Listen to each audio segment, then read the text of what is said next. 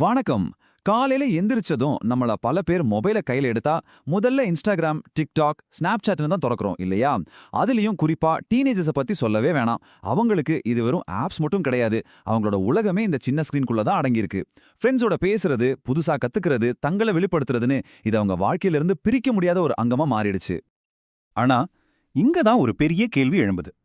இவ்ளோ சக்தி வாய்ந்த இந்த டிஜிட்டல் உலகம் வளர்ந்து வர்ற ஒரு இளம் மனசுக்கு உண்மையிலே ஒரு நண்பனா இருக்கா, இல்ல தெரியாமலேயே தீங்கு செய்யற ஒரு எதிரியா செயல்படுதா? வாங்க, இத பத்தி தான் நாம இப்போ விலாவாரியா பார்க்க போறோம். சரி, விஷயத்துக்குள்ள போகலாம். டீனேஜுங்கிறது ஒருத்தரோட வாழ்க்கையில ரொம்ப ரொம்ப முக்கியமான ஒரு ஸ்டேஜ். நான் யாருன்னு அவங்களுக்குள்ளேயே ஒரு தேடல் இருக்கும் பாருங்க, அது இந்த வயசுல தான் பீக்ல இருக்கும்.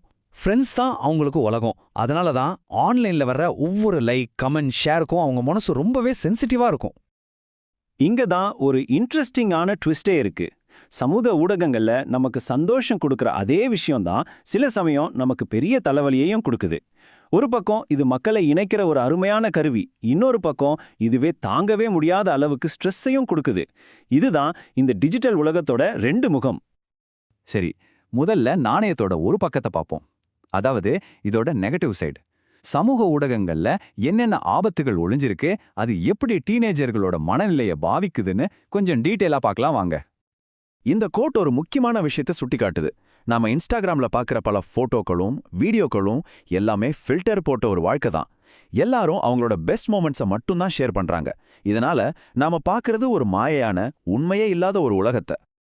இப்படி அடுத்தவங்களோட ஃபில்டர் போட்ட வாழ்க்கையை பார்த்து டீனேஜர்கள் தங்களோட நிஜ வாழ்க்கையை ஒப்பிட ஆரம்பிக்கும் போது என்ன நடக்குது தெரியுமா? அச்சச்சோ, நம்ம லைஃப் இவ்ளோ போரிங்கா இருக்கே, நாம மட்டும் ஏன் இப்படி இருக்கோன்னு ஒரு இன்ஃபீரியாரிட்டி காம்ப்ளெக்ஸ் உருவாகுது. எத்தனை லைக்ஸ் வருது, எத்தனை ஃபாலோவர்ஸ் இருக்காங்கங்கிறது தான் அவங்களோட மதிப்பையே தீர்மானிக்கிற மாதிரி ஒரு நிலைமை உருவாகி அவங்களோட தன்னம்பிக்கையை கொஞ்சம் கொஞ்சமா அரிச்சிடுது.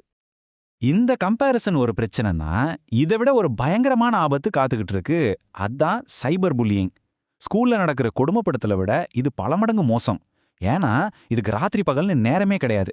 24/7 ஒருத்தரோட மனசை காயப்படுத்த முடியும். அதுவும் ஆன்லைன்ல போட்டா அது அழிஞ்சு போகாது, அதோட வடு நிரந்தரமா தங்கிடும்.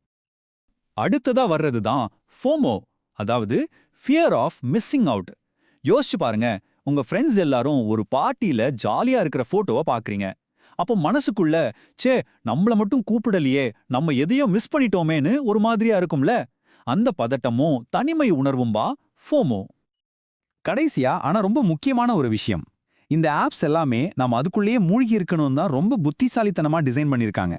அந்த டிங்குன்னு வர நோட்டிஃபிகேஷன்ஸ் அப்புறம் ஸ்க்ரோல் பண்ண பண்ண வந்துகிட்டே இருக்கிற அந்த இன்ஃபினிட் ஸ்க்ரோல், இதெல்லாம் நம்ம மூளையில டோபமைன்னு ஒரு கெமிக்கலை சுரக்க வைக்குது. அது ஒரு சின்ன சந்தோஷத்தை கொடுத்து திரும்ப திரும்ப அதை செய்ய தூண்டி கடைசியில நம்மள அதுக்கு அடிமையாக்கிருது. ஓகே, இவ்வளோ நேரம் இதோட நெகட்டிவ்ஸை பற்றி பேசிட்டோம். ஒருவேளை உங்களுக்கு சோஷியல் மீடியாவே வேணான்னு கூட தோணி இருக்கலாம். ஆனா வெயிட் பண்ணுங்க, இப்போ நாணயத்தோட அடுத்த பக்கத்தை பார்க்கலாம். இத்தனை பிரச்சனைகளுக்கு நடுவுலையும் இது டீனேஜர்ஸ்க்கு எப்படி ஒரு பெரிய வரமா இருக்குன்னு இப்போ பார்க்கலாம். சோஷியல் மீடியா நினைச்சா ஒரு சூப்பர் ஹீரோ மாதிரி கூட செயல்பட முடியும். மனசு ரொம்ப பாரமா இருக்கும்போது ஒரு மெசேஜ்ல ஃப்ரெண்ட்ஸ் கிட்ட பேசி ரிலாக்ஸ் ஆகலாம். மென்டல் ஹெல்த் பத்தின விழிப்புணர்வை லட்சக்கணக்கான மக்களுக்கு கொண்டு சேர்க்க முடியுது. அது மட்டும் இல்ல, பாட்டு, டான்ஸ், ஆர்ட்னு யாருக்கும் தெரியாத திறமைகளை உலகத்துக்கே காட்ட இது ஒரு சூப்பரான ஸ்டேஜா இருக்கு. இது உண்மையிலே ரொம்ப முக்கியமான ஒரு பாயிண்ட். நிஜ உலகத்துல சில டீன்ஸ்க்கு அவங்கள புரிஞ்சுக்க ஆள் இல்லாம இருக்கலாம். அவங்களுக்கு கிடைக்காத ஒரு அங்கீகாரம், ஒரு நட்பு வட்டம் ஆன்லைன்ல கிடைக்குது. அவங்கள மாதிரியே யோசிக்கிற, ஒரே மாதிரி இன்ட்ரெஸ்ட் இருக்கிற ஒரு குரூப்ல சேரும்போது, அப்பாடா நம்மள மாதிரி ஆளுங்களும் இருக்காங்க அப்படிங்கிற ஒரு பாதுகாப்பு உணர்வு வருது. அந்த நாம தனியா இல்லைங்கிற தைரியம் அவங்களுக்கு ஒரு பெரிய பலத்தையே கொடுக்குது. சரி, இப்ப நம்ம ரெண்டு பக்கத்தையும் பார்த்தாச்சு. நிறைய நல்லதும் இருக்கு, அதே சமயம் ஆபத்தும் இருக்கு. அப்போ என்னதான் பண்றது? சோஷியல் மீடியாவை விட்டே விலகி இருக்கணுமா? இல்லவே இல்ல. இந்த டிஜிட்டல் உலகத்தை எப்படி ஸ்மார்ட்டா நமக்கு சாதகமா பயன்படுத்திக்கிறது, அதுக்கு சில சிம்பிளான வழிகள் இருக்கு, வாங்க பார்க்கலாம். இது டீனேஜர்ஸ், பெற்றோர்கள், ஆசிரியர்கள்னு எல்லாருக்குமே பொருந்தும். ஸ்டெப் 1, லிமிட் செட் பண்றது. ஒரு நாளைக்கு இவ்ளோ நேரம் தான் ஃபோன் யூஸ் பண்ணுவேன்னு ஒரு ரூல் போட்டுக்கணும்.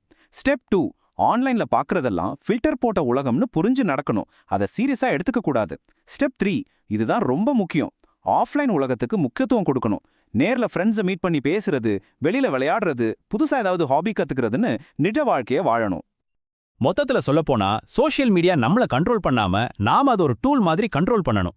அது நமக்கு ஸ்ட்ரெஸ் கொடுக்குற ஒரு விஷயமா இல்லாம நம்ம பர்சனல் growthக்கு உதவுற ஒரு கருவியா மாத்தணும். அந்த பவர் நம்ம கையில தான் இருக்கு. மைண்ட்ஃபுல்லா, அதாவது கவனமா யூஸ் பண்றது தான் இதுக்கு ஒரே வழி. சரி, இந்த உரையாடலோட இறுதியில நான் உங்ககிட்டே ஒரு கேள்வியை விட்டுட்டு போறேன். டெக்னாலஜி இன்னும் வேகமா வளரதான் போகுது. இப்படிப்பட்ட ஒரு சூழல்ல நம்மளோட அடுத்த ஜெனரேஷனுக்கு அவங்க மனநலத்துக்கு தீங்கு விளைவிக்காம அவங்களோட வளர்ச்சிக்கு சப்போர்ட் பண்ற மாதிரி ஒரு டிஜிட்டல் உலகத்தை உருவாக்குறதுல ஒரு பெற்றோரா, ஒரு நண்பரா, ஒரு சமூகமா நம்ம ஒவ்வொருத்தரோட பொறுப்பு என்ன? இத பத்தி நீங்க என்ன நினைக்கிறீங்கன்னு யோசிச்சு பாருங்க.